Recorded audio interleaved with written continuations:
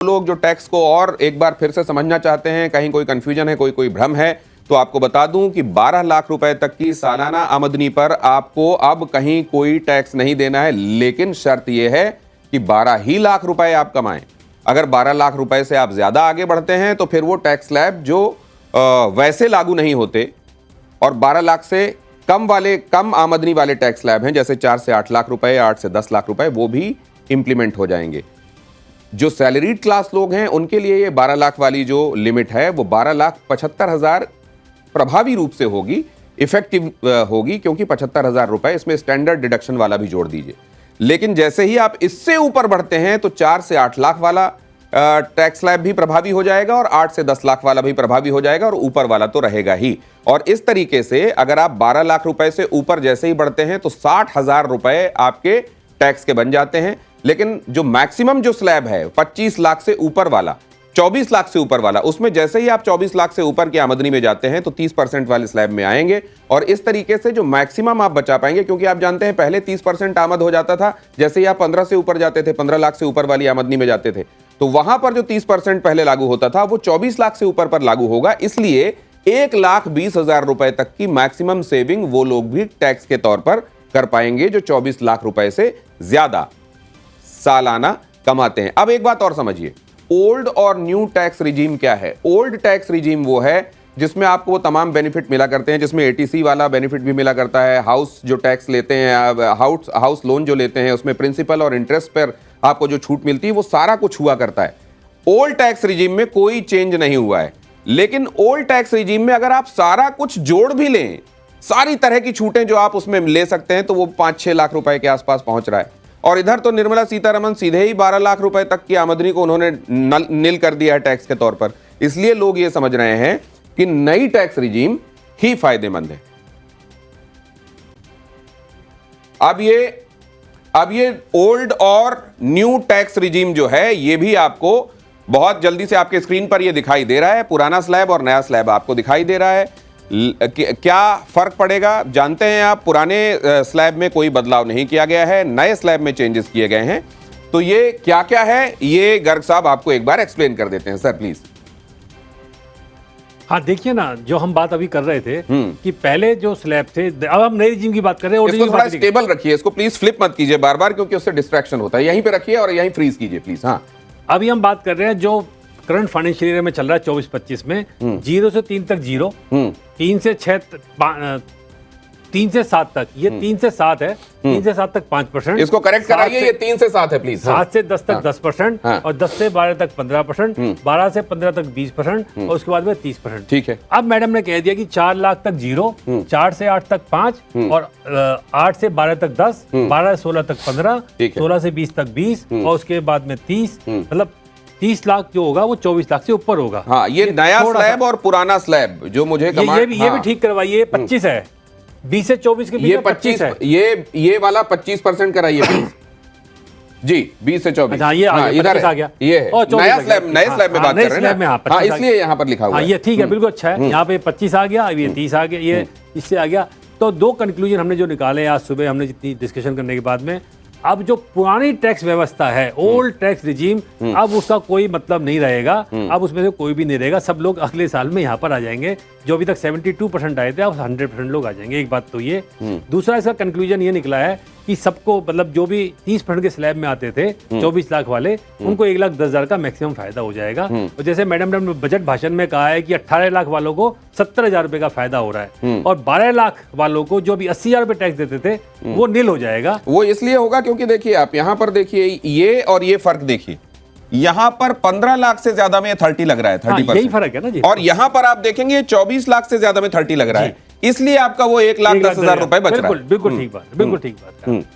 तो ये है पुराने स्लैब और नए स्लैब में। ये पहले बहुत अच्छे से समझ लीजिए, ये न्यू टैक्स रिजीम में ही ये चेंजेस हुए हैं। न्यू टैक्स रिजीम का ये पुराना स्लैब और नए स्लैब में क्या फर्क है वो आपके सामने है।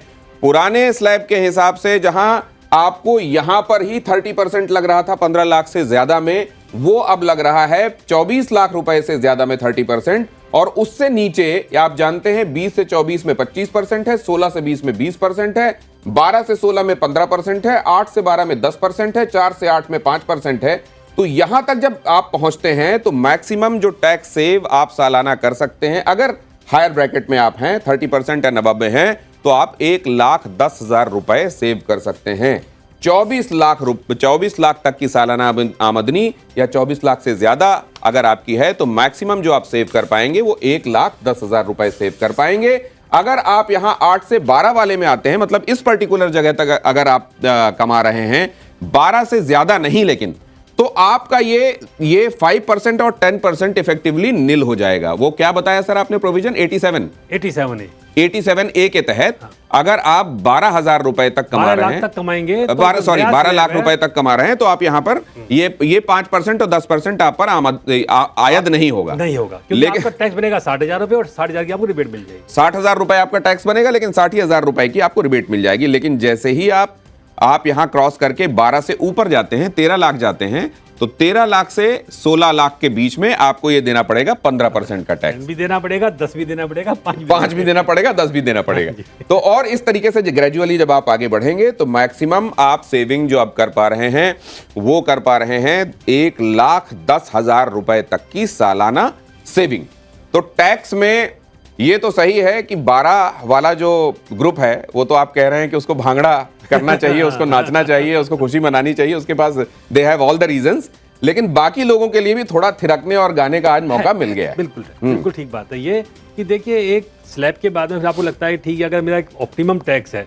अब आप ये देखिए ना कि मैं अगर 15-20 लाख तक मेरा इफेक्टिव रेट अगर मैं 20 लाख की कमाई कर रहा हूँ तो मेरे पास में जो टैक्स आ रहा है वो 2 लाख रुपए आ रहा है। 20 लाख वालों को 20 लाख तक वालों को 2 लाख रुपए टैक्स आ रहा है। इसका मतलब मेरा टैक्स इफेक्टिव 10% रहा। राइट। तो आदमी को चुपता नहीं है। राइट।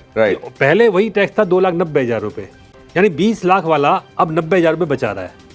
तो पहले उसका जो इफेक्टिव रेट था 20 लाख वाले का वो 15% था, अब वो घट के 10% हो। 15 लाख वाले का कितना बच रहा है? 15 लाख वाले का तो बहुत फायदा पड़ जाएगा ना जी। 13 लाख रुपए पहले 1 लाख से था, अब 75,000 रुपए 25,000 रुपए है। तो अगर हम 15 लाख की कैलकुलेशन करते हैं तो 12 से 15, एक सेकंड में बताता हूँ, 12 से 15 में पहले जो टैक्स था 1,40,000 रुपए। हाँ। और अब जो होगा 12 से 15, पहले 1,40,000 था 15 पे। हाँ। अब होगा ये 12 से 15 लाख वालों की बात कर रहा हूं मैं, ये भी ध्यान से सुनिएगा आप, क्योंकि 12 लाख तक तो जाहिर है अगर आप हैं तो आपको कोई टैक्स नहीं देना है। लेकिन जैसे ही आप आगे बढ़ते हैं और मान लीजिए आप 15 लाख तक वाले स्लैब में पहुंच रहे हैं तो पहले आपको 1,40,000 रुपए टैक्स के तौर पर देने पड़ते थे, जो कि अब कितने देने पड़ेंगे?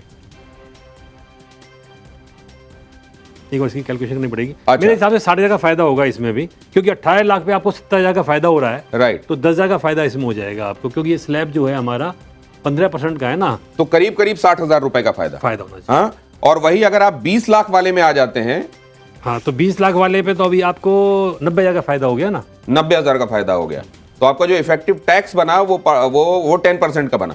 10% बना ना। अगर आपकी 20 लाख की इनकम है और 2 लाख का आपका टैक्स है तो इफेक्टिव रेट आपका 10% आ गया। राइट। तो ये आप ये कह रहे हैं कि ये अब लोगों को उतना चुभेगा नहीं। अब 25 लाख रुपए पर आपको टैक्स बन रहा है 3,30,000 रुपए। हाँ। तो इफेक्टिव रेट अगर हम मान के चलते हैं तो 12.5% का आ गया आपका। 25 लाख रुपए तक का अगर आपकी आमदनी है तो इफेक्टिव मतलब उसको एवरेज आउट करते हैं आप तमाम स्लैब्स को लेके जोड़ के, और एवरेज आउट अगर आप करते हैं तो करीब 3,30,000 रुपए, मतलब 12.5% के आसपास का टैक्स वो बना। और 25 से जैसे ही आप ऊपर जाते हैं तो फिर 30% टैक्स है। इफेक्टिव थोड़ा कम आएगा, लेकिन 30% तो स्लैब में चला जाएगा ना। इफेक्टिव क्या आएगा? वो तो जैसे आप बढ़ते हैं। राइट।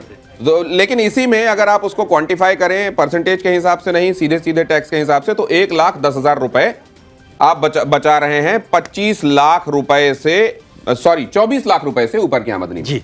24 लाख रुपए या 24 लाख रुपए से ऊपर अगर आप कमा रहे हैं सालाना तो आप 1,10,000 रुपए बचा लिया करेंगे। अगर आप 15 लाख के आसपास मान लीजिए आपकी आमदनी है तो पहले के मुकाबले आप करीब 60,000 रुपए बचा लेंगे टैक्स में।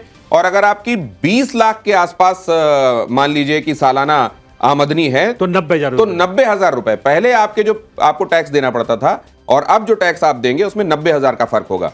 अगर आप 15 लाख रुपए कमा रहे हैं तो पहले जो टैक्स देते थे और अब जो टैक्स देंगे उसमें करीब करीब 60,000 रुपए का फर्क होगा। अगर आप 24 लाख रुपए या उससे ऊपर कमा रहे हैं तो पहले जो टैक्स देते थे और अब जो टैक्स देंगे उसमें 1,10,000 रुपए का फर्क होगा। और इस तरीके से आपके पास जाहिर है खर्च करने के लिए ज्यादा पैसे होंगे, आपके हाथ में ज्यादा पैसे पहले के मुकाबले बचेंगे। तो टैक्स के ये प्रोविजंस जाहिर है मिडिल क्लास को मुस्कुराने की बहुत सारी वजहें दे गए हैं।